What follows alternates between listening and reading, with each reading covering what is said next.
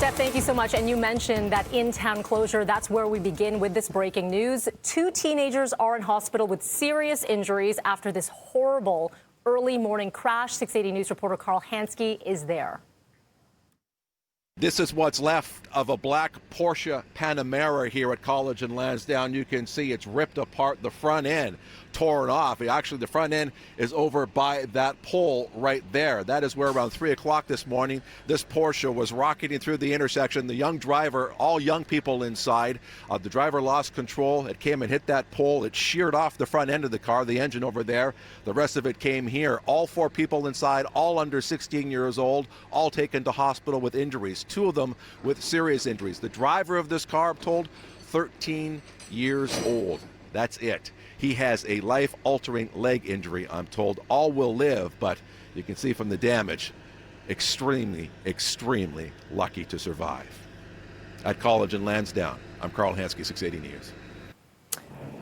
Carl, thank you for that. And let's bring you back to a live look at the scene right now. So again, this intersection is College and Lansdowne. You can see this flatbed, and that is where that Porsche Panamera is being loaded up right now. As for the street itself, Lansdowne is closed off, but you can get on Dundas. Dundas is available for drivers. This tow truck, as you can see here, it's going to take some time to hook that up. We'll let you know once this is out of here, and then they need to take a look at the scene for the investigation. As soon as anything changes or we get an update, we'll bring you that here live on BT.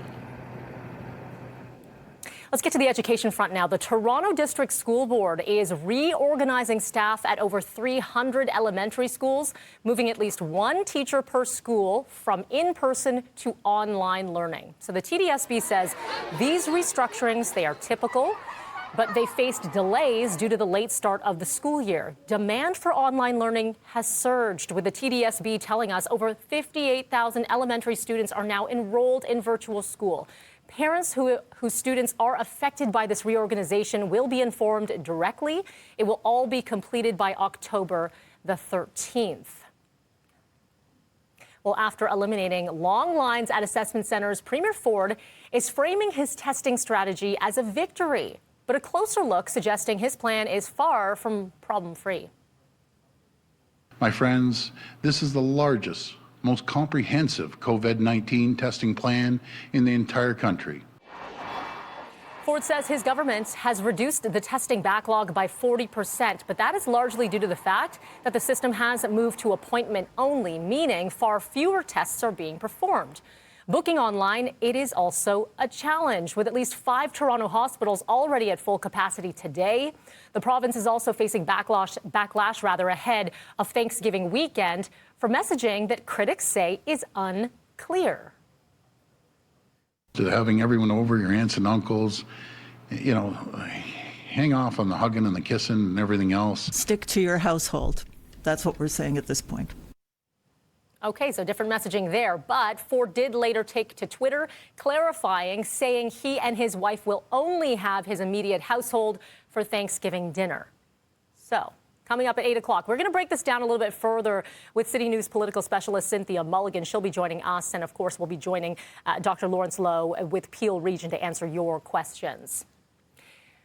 Politics now. The spotlight in American politics tonight switches away from the White House and onto the people running to be the next vice president. Republican Mike Pence and his Democratic rival Kamala Harris. They're going to be debating at the University of Utah in Salt Lake City. The 2 contestants will be separated by plexiglass as a safety precaution, given the number of COVID cases stemming from the White House, although the current VP has tested negative for the virus. The Pence campaign raising objections to the use of plexiglass late yesterday, but regardless, it will be in place for this debate tonight. Meanwhile, yet another member of the president's close advisors has tested positive for the virus. Stephen Miller, the president's senior advisor and speechwriter, has confirmed he has the virus and is self-isolating. He helped prepare Trump ahead of his debate with Joe Biden. Others close to the president who have tested positive in recent days: top aide Hope Hicks, former New Jersey Governor Chris Christie, former White House counselor Kellyanne Conway, First Lady Melania Trump, and White House Secretary, Press Secretary Kayleigh McEnany. At least 10 people close to the president have now tested positive. Meanwhile, Democratic presidential nominee Joe Biden says if Donald Trump is still infected with COVID, next week's debate should be called off. Well, I think if he still has COVID, we shouldn't have a debate. And so I'll be guided by the guidelines of the Cleveland Clinic and what the docs say is the right thing to do, if and when he shows up for debate. The debate is supposed to happen a week tomorrow in Miami. Trump spent 3 nights in hospital following his diagnosis, but the president's camp shot back, saying President Trump will be healthy and will be there. A third and final debate is set for the 22nd of the month. Well, he was the driving force of one of the biggest rock bands of the 80s and the 90s. Guitar legend Eddie Van Halen has died at the age of 65.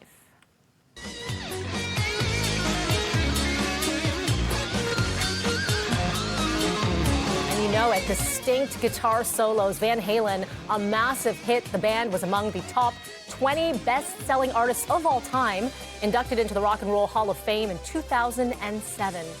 Rolling Stone magazine put Eddie Van Halen at number 8 in its list of the 100 greatest guitarists. Van Halen died after a lengthy battle with cancer. And tributes for the guitar legend are pouring in. Ex-wife and actress Valerie Bertinelli, mother of their child Wolf, tweeted out in part, "I'm so grateful Wolf and I were able to hold you in your last moments. I will see you in our next life." And former Van Halen legend, lead singer Sammy Hagar, tweeting out a photo of the pair with the headline, "Broken and Speechless." And David Lee Roth saying, "What a long, great trip it has been." And of course, we'll have more reaction on Van Halen's passing coming up a little bit later on in entertainment.